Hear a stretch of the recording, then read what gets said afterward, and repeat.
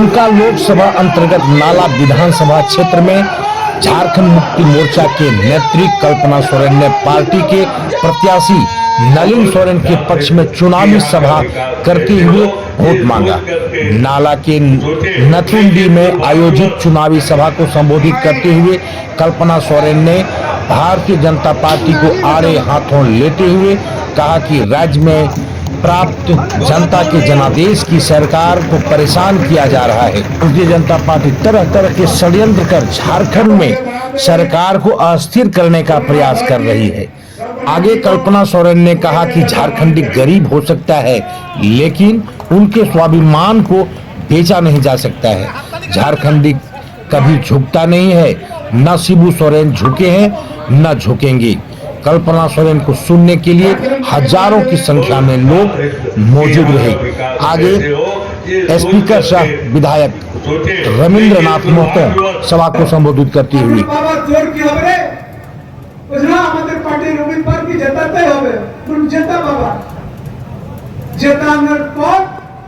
এক বছর নয়, 2 বছর নয়, 3 বছর নয়, 4 বছর নয়, 5 বছর পিছনে পিছনে ঘুরলো। নালা কুণ্ডহিত ফতেপুর নালা বিধানসভা সহ দুমকা লোকসভায় সুনীল সোরেনের রবট বলতে কিছু নাই, কোন প্রকল্প নাই, কোন যোজনা নাই। ভারতীয় জনতা পার্টির ছেলে মেয়েদেরকে জিজ্ঞেস করছে গ্রামে যে বাবা 5 বছরের মাঝখানে তোরা কি করলি, ওরা निरुत्तर जवाब दीजिए कि आप लोगों ने हम लोगों का पिछले 5 साल खटने का काम किया, इसलिए जनता के पास हम लोगों को प्रश्न का सम्मुखीन होना पड़ रहा है। इसलिए दुमका लोकसभा से जीत हासिल करना हम लोगों के लिए संभव नहीं है। ওরা সবাই হাতিয়ার টেনে দিয়েছে, ওরা নিজের নিজের হাতিয়ার नीचे नामिए दिए। अब आगे सुनिए प्रत्याशी नलिन सोरेन क्या कहती हैं। मैंने इस क्षेत्र में गुरु जी के साथ पूरे राज्य के अंदर चारों बगल हम लोगों ने घूम घूम के लोगों को जगाने का काम किया। रात दिन कभी हम लोगों ने नहीं सोचा, केवल यही सोच था इस राज्य का रहने वाले हर लोग, यहाँ के क्षेत्र का जिसके नाम भी इस धरती में गड़ा है, और यहाँ के आदिवासी मूलवासी जो है उनका कैसे आगे बढ़ेगा, क्षेत्र का कैसे आगे बढ़ेगा। यह इसलिए इस सोच से कि इस धरती में सब तरह का मिनरल खनिज संपदा है, यहाँ तक कि पत्थर से लेके कोयला, अमरक, सत्य और बहुत बहुमूल्य यूरेनियम भी क्षेत्र में पाया जाता है। तो ऐसा खनिज संपदा जिस प्रदेश में हो तो निश्चित रूप से यहाँ के लोगों को अच्छे ढंग से और अच्छा हो के यहाँ के लोग आगे।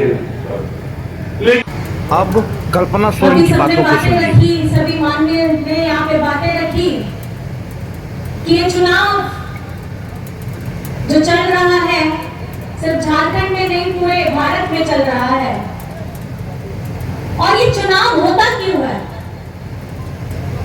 ये चुनाव इसलिए होता है ताकि हम अपना सांसद चुन सके। और सांसद चुनने के लिए हमको 5 साल का इंतजार करना पड़ता है, और ये 5 साल का इंतजार के बाद अब हमारे 2024 में ये वक्त आ गया है कि आप अपना सांसद को चुनिए। आज की भारत की स्थिति आप देख लीजिए, एक तरफ में मणिपुर राज्य चल रहा था, इतने महीनों से चल रहा था, वहां के आदिवासियों के साथ क्या व्यवहार हो रहा था, वहां पे बीजेपी की भी सरकार थी, लेकिन हिम्मत है किसी में कि वहां के मुख्यमंत्री से बोले कि आप इस्तीफा दे दीजिए। किसी ने कुछ नहीं कहा। महिलाओं के साथ कितना दुर्व्यवहार हुआ वो सभी को आपको पता है, लेकिन वहां पे बीजेपी का कोई नेता जाने का आज भी हिम्मत नहीं कर सकता है, क्योंकि मणिपुर की जनता के साथ जो दुर्व्यवहार हुआ है, जिसकी जिम्मेदारी केंद्र सरकार को लेनी चाहिए थी, उन्होंने नहीं ली। यहाँ पे सिर्फ उन राज्यों में काम करना चाहते हैं जहाँ पे उनकी अपनी सरकार है, अपनी एनडीए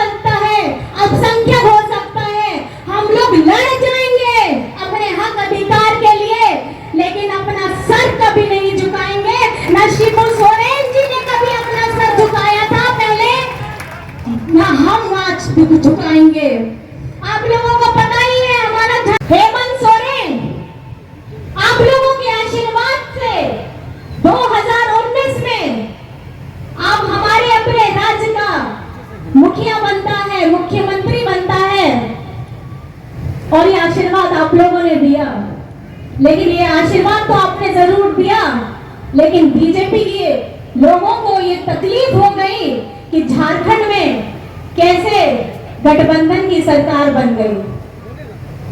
इनको तकलीफ होती है गरीबों से, इनको तकलीफ होती है किसानों से, इनको चिढ़ मचती है मजदूरों से, इनको तकलीफ होती है पिछड़ों से, अल्पसंख्यकों से। लेकिन मैं बताना चाहूंगी, ये हिंद देश के निवासी सभी जन एक हैं, रंग रूप वेशभाषा चाहे अनेक हैं, और यही हमारे यहाँ पे भारत की खूबसूरती है। और हम ऐसे ही जीते हैं और हम झारखंडी ऐसे ही आगे बढ़ते रहेंगे।